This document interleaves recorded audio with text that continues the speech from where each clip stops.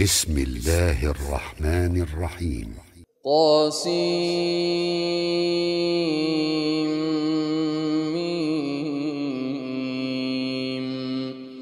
تلك آيات الكتاب المبين نتلو عليك من نبأ موسى وفرعون بالحق لقوم يؤمنون. إن فرعون علا في الأرض وجعل أهلها شيعا يستضعف طائفة منهم يذبح أبناءهم ويستحيي نساءهم إنه كان من المفسدين. ونريد أن نمن على الذين استضعفوا في الأرض ونجعلهم أئمة ونجعلهم الوارثين ونمكن لهم في الأرض ونري فرعون وهامان وجنودهما منهم ما كانوا يحذرون. وأوحينا إلى أم موسى أن أرضعيه فإذا خفت عليه فألقيه في اليم ولا تخافي ولا تحزني إنا رادوه إليك وجاعلوه من المرسلين. فالتقطه آل فرعون ليكون لهم عدوا وحزنا إن فرعون وهامان وجنودهما كانوا خاطئين. وقالت امرأة فرعون قرة عين لي ولك لا تقتلوه عسى أن ينفعنا أو نتخذه ولدا وهم لا يشعرون. وأصبح فؤاد أم موسى فارغا إن كادت لتبدي به لولا أن ربطنا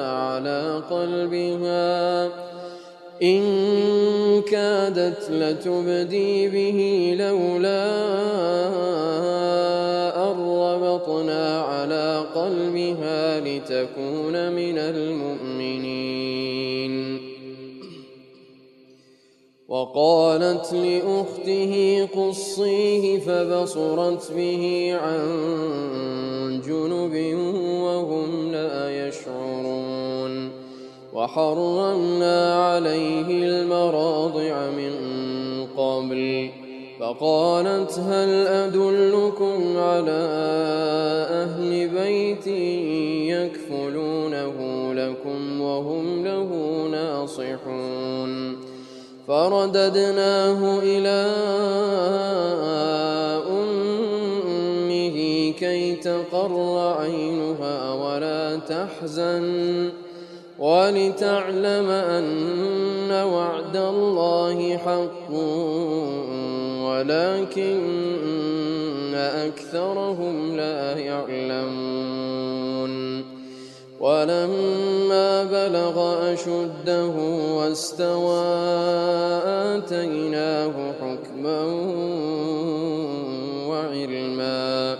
وكذلك نجزي المحسنين. ودخل المدينة على حين غفلة من أهلها فوجد فيها رجلين يقتتلان هذا من شيعته وهذا من عدوه فاستغاثه الذي من شيعته على الذي من عدوه فوكزه موسى فقضى عليه قال هذا من عمل الشيطان إنه عدو مضل مبين قال رب إني ظلمت نفسي فاغفر لي فغفر له إنه هو الغفور الرحيم قال رب بما أنعمت علي فلن أكون ظهيرا للمجرمين فأصبح في المدينة خائفا يترقب فإذا الذي استنصره بالأمس يستصرخه قال له موسى إنك لغوي مبين فلما أن أراد أن يبطش بالذي هو عدو لهما قال يا موسى أتريد أن تقتلني كما قتلت نفسا بالأمس إن تريد إلا أن تكون جبارا في الأرض وما تريد أن تكون من المصلحين وجاء رجل من أقصى المدينة يسعى قال يا موسى إن الملأ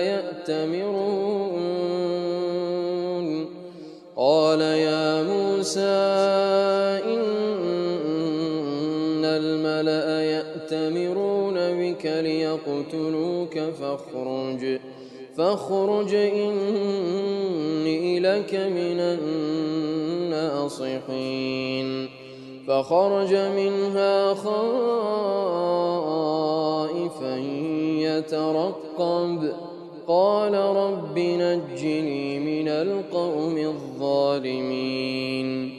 ولما توجه تلقاء مدين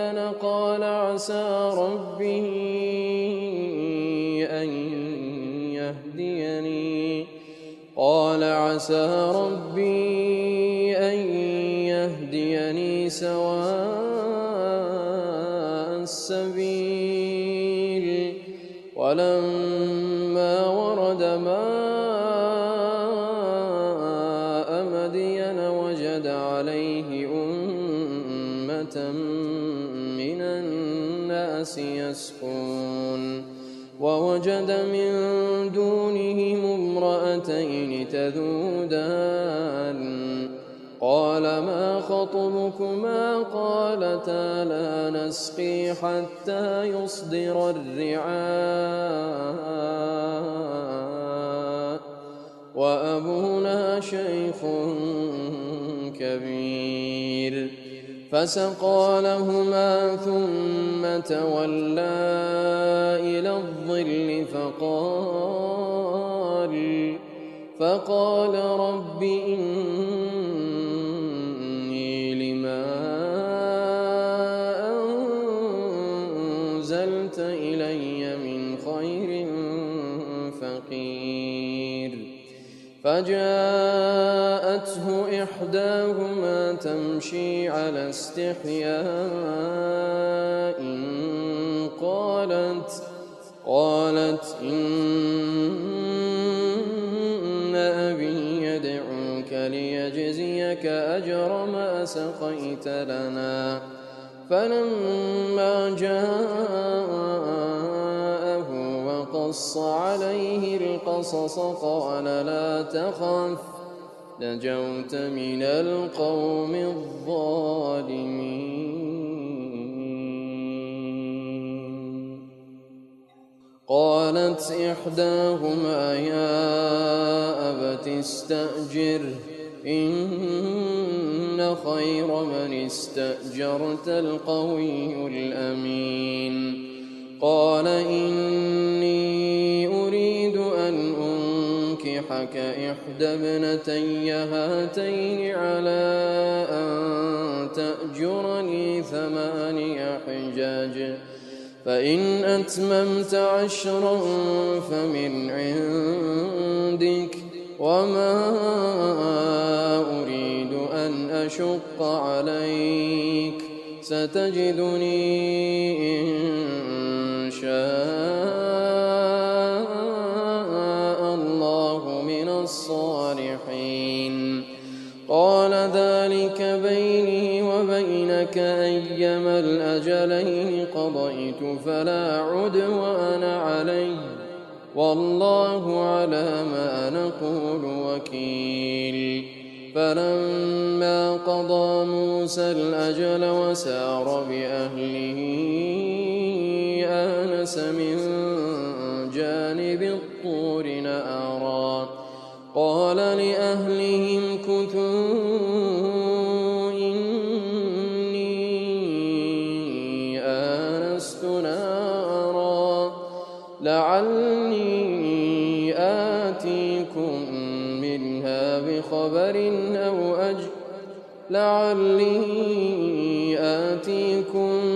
منها بخبر أو جذوة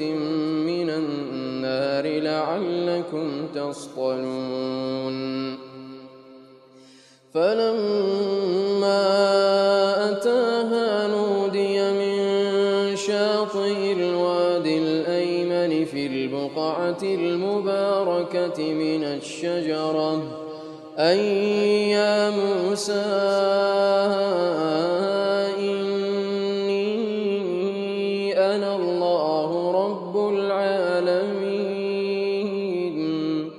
وأن ألق عصاك. فلما رآها تهتز كأنها جان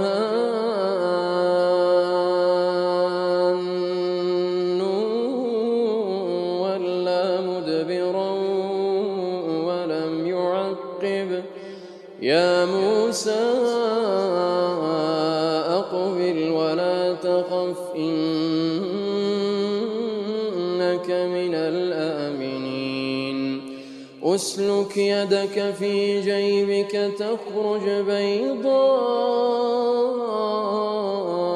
من غير سوء، واضمم إليك جناحك من الرهب، فذلك برهانان من ربك إلى فرعون وملئه إنهم كانوا قوما فاسقين.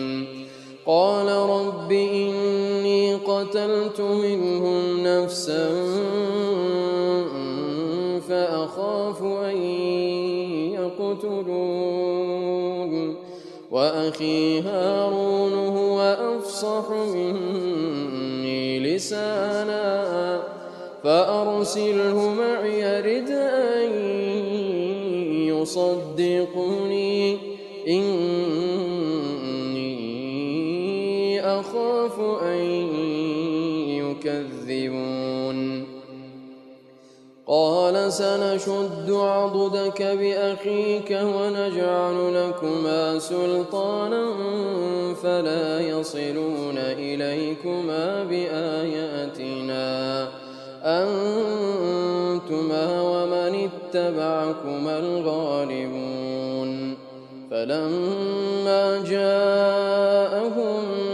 موسى بآياتنا بينات قالوا ما هذا إلا سحر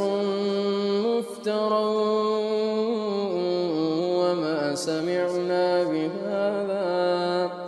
وما سمعنا بهذا في آبائنا الأولين. وقال موسى ربي أعلم بمن جاء ومن تكون له عاقبة الدار إنه لا يفلح الظالمون. وقال فرعون يا أيها الملأ ما علمت لكم من إله غيري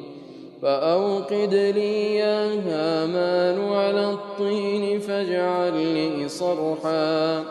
فاجعل لي صرحا لعلي أطلع إلى إله موسى وإني لأظنه من الكاذبين. واستكبر هو وجنوده في الأرض بغير الحق وظنوا أنهم إلينا لا يرجعون فأخذناه وجنوده فنبذناهم في اليم فانظر كيف كان عاقبة الظالمين. وجعلناهم أئمة يدعون إلى النار ويوم القيامة لا ينصرون. وأتبعناهم في هذه الدنيا لعنة ويوم القيامة هم من المقبوحين. ولقد آتينا موسى الكتاب من بعد ما أهلكنا القرون الأولى بصائر للناس وهدى ورحمة لعلهم يتذكرون. وما كنت بجانب الغربي إذ قضينا إلى موسى الأمر وما كنت من الشاهدين ولكننا أنشأنا قرونا فتطاول عليهم العمر وما كنت ثاويا في أهل مدين تتلو عليهم آياتنا ولكننا كنا مرسلين. وما كنت بجانب الطور إذ نادينا ولكن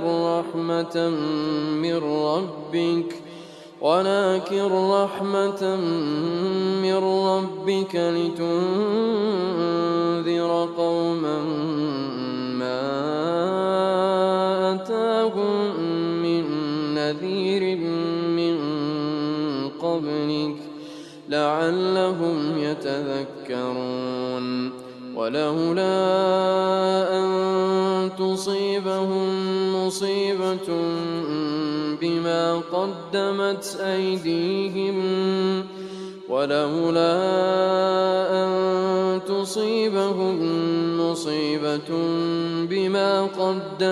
أيديهم فيقولوا ربنا لولا أرسلت إلينا رسولا فنتبع آياتك ونكون من المؤمنين. فلما جاءهم الحق من عندنا قالوا لولا أوتي مثل ما أوتي موسى أولم يكفروا بما أوتي موسى من قبل قالوا سحران تظاهرا وقالوا إنا بكل كافرون. قل فأتوا بكتاب من عند الله هو أهدى منهما أتبعه إن كنتم صادقين فإن لم يستجيبوا لك فاعلم أنما يتبعون أهواءهم ومن أضل ممن اتبع هواه بغير هدى من الله إن الله لا يهدي القوم الظالمين ولقد وصلنا لهم القول لعلهم يتذكرون الذين آتيناهم الكتاب من قبله هم به يؤمنون وإذا يتلى عليهم قالوا آمنا به إنه الحق من ربنا إنا كنا من قبله مسلمين أولئك يؤتون أجرهم مرتين بما صبروا ويدرؤون بالحسنة السيئة ومما رزقناهم ينفقون وإذا سمعوا اللغو أعرضوا عنه وقالوا لنا أعمالنا ولكم أعمالكم سلام عليكم لا نبتغي الجاهلين إنك لا تهدي من أحببت ولكن الله يهدي من يشاء وهو أعلم بالمهتدين وقالوا إن نتبع الهدى معك نتخطف من أرضنا أولم نمكن لهم حرما آمنا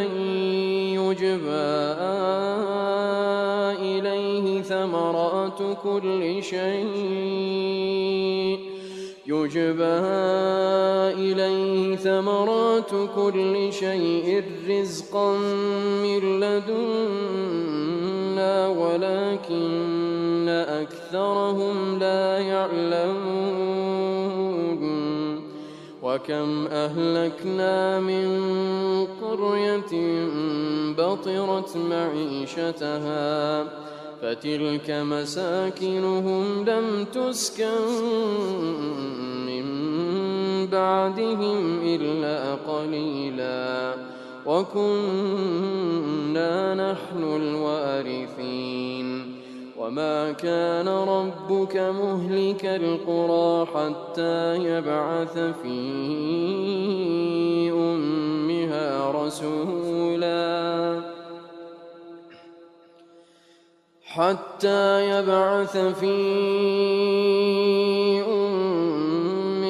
رسولا يتلو عليهم آياتنا وما كنا مهلك القرى إلا وأهلها ظالمون وما أوتيتم من شيء فمتاع الحياة الدنيا وزينتها وما عند الله خير وأبقى أفلا تعقلون أفمن وعدناه وعدا حسنا فهو لاقيه كمن متعناه متاع الحياة الدنيا ثم هو يوم القيامة من المحضرين ويوم يناديهم فيقول أين شركائي الذين كنتم تزعمون قال الذين حق عليهم القول ربنا هؤلاء الذين أغويناهم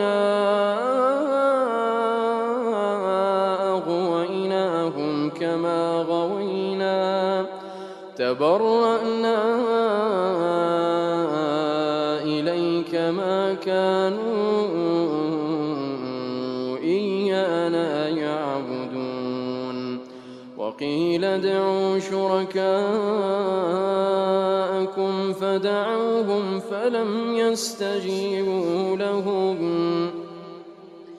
فلم يستجيبوا لهم ورأوا العذاب لو أنهم كانوا يهتدون ويوم يناديهم فيقول ماذا أجبتم المرسلين فعميت عليهم الأنباء يومئذ فهم لا يتساءلون فأما من تاب وآمن وعمل صالحا فعسى أن يكون من المفلحين وربك يخلق ما يشاء ويختار ما كان لهم الخيرة سبحان الله وتعالى عما يشركون وربك يعلم ما تكن صدورهم وما يعلنون وهو الله لا إله إلا هو وهو الله لا إله إلا هو له الحمد في الأولى والآخرة وله الحكم وإليه ترجعون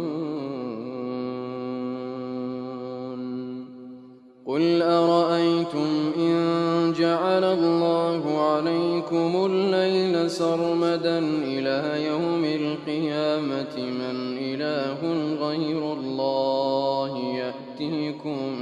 بضياء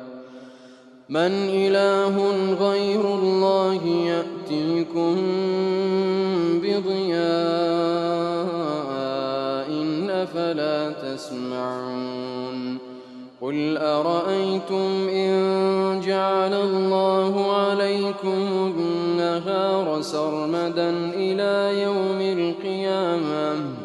من إله غير الله يأتيكم بليل تسكنون فيه أفلا تبصرون ومن رحمته جعل لكم الليل والنهار لتسكنوا فيه ولتبتغوا من فضله ولعلكم تشكرون ويوم يناديهم فيقول أين شركائي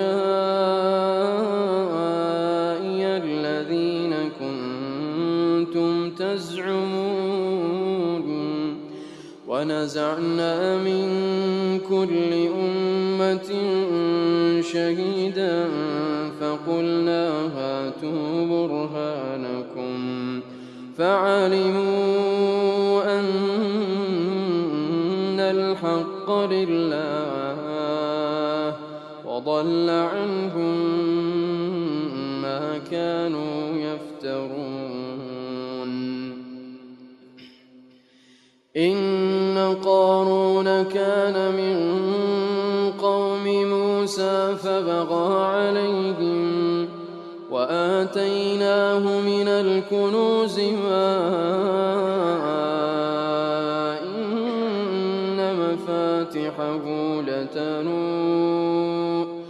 إن مفاتحه لتنوء بالعصبة أولي القوة إذ قال له قومه لا تفرح إن الله لا يحب الفرحين وابتغ فيما آتاك الله الدار الآخرة ولا تنس نصيبك من الدنيا وأحسن كما أحسن الله إليك ولا تبغ الفساد في الأرض إن الله لا يحب المفسدين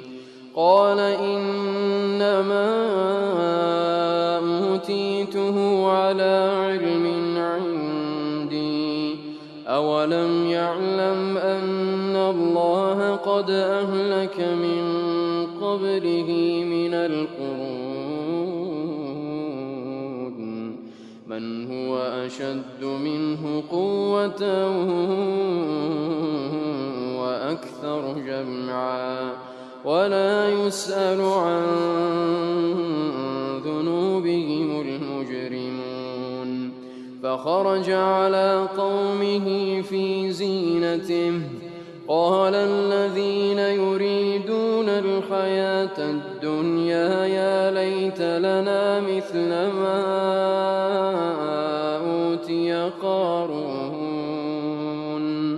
إنه لذو حظ عظيم وقال الذين أوتوا العلم ويلكم ثواب الله خير لمن آمن وعمل صالحا ولا يلقاها إلا الصابرون فخسفنا به وبداره الأرض فما كان له من فئة ينصرونه من دون الله وما كان من المنتصرين وأصبح الذين تمنوا مكانه بالأمس يقولون ويك أن الله يبسط الرزق لمن يشاء من عباده ويقدر لولا أن من الله علينا لخسف بنا ويكأنه لا يفلح الكافرون تلك الدار الآخرة نجعلها للذين لا يريدون علوا في الأرض ولا فسادا والعاقبة للمتقين من جاء بالحسنة فله خير منها ومن جاء بالسيئة فلا يجزى الذين عملوا السيئات إلا ما كانوا يعملون إن الذي فرض عليك القرآن لرادك إلى معاد قل ربي أعلم من جاء بالهدى ومن هو في ضلال مبين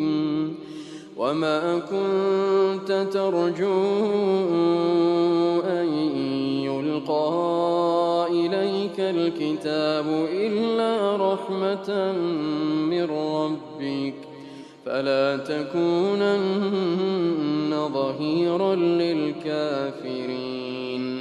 ولا يصدنك عن آيات الله بعد إذ أنزلت إليك وادع إلى ربك ولا تكونن من المشركين ولا تدع مع الله إلها آخر لا إله إلا هو كل شيء هالك إلا وجهه له الحكم وإليه ترجعون